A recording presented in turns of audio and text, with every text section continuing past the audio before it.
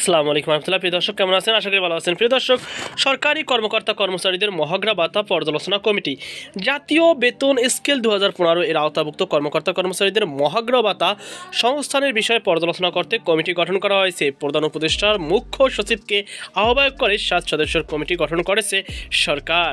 বৃহস্পতিবার 12 ডিসেম্বর অর্থ মন্ত্রণালয় অর্থ বিভাগের প্রবিধি অনুবিভাগ প্রবিধি 3 শাখা থেকে এই সংক্রান্ত একটি কমিটি গঠন করে অফিস আদেশ জারি করা হয়েছে।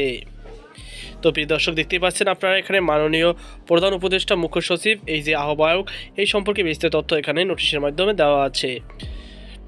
বাংলাদেশ সরকার কর্মে নিয়োজিত জাতীয় বেতন স্কেল 2015 এর আওতাভুক্ত কর্মকর্তা ও কর্মচারীদের অনুকূলে মহার্ঘ ভাতা সংস্থানের বিষয়টি পর্যালোচনা করে সুপারিশ প্রণয়নের লক্ষ্যে এই কমিটি গঠন করা হয়েছে।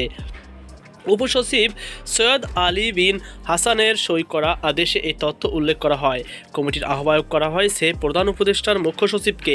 সদস্য হিসাবে রয়েছেন জনপ্রশাসন মন্ত্রণালয়ের সিনিয়র সচিব, মহা হিসাব নিরীক্ষক ও নিয়ন্ত্রক, অর্থ মন্ত্রণালয়ের অর্থ বিভাগের সচিব, প্রধান উপদেষ্টার কার্যালয়ের সচিব, লেজিসলেটিভ ও সংসদ বিষয়ক বিভাগ এবং আইন বিচার ও সংসদ বিষয়ক মন্ত্রণালয় সচিব এবং অর্থ মন্ত্রণালয় অর্থ বিভাগের প্রবিধি অনুবিভাগের অতিরিক্ত সচিব।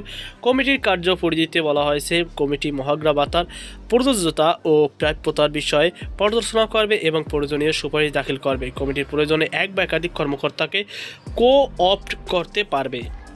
তো প্রিয় দর্শক, এই ছিল আমাদের সর্বশেষ আপডেট। সকল আজকে পর্যন্ত আল্লাহ হাফেজ।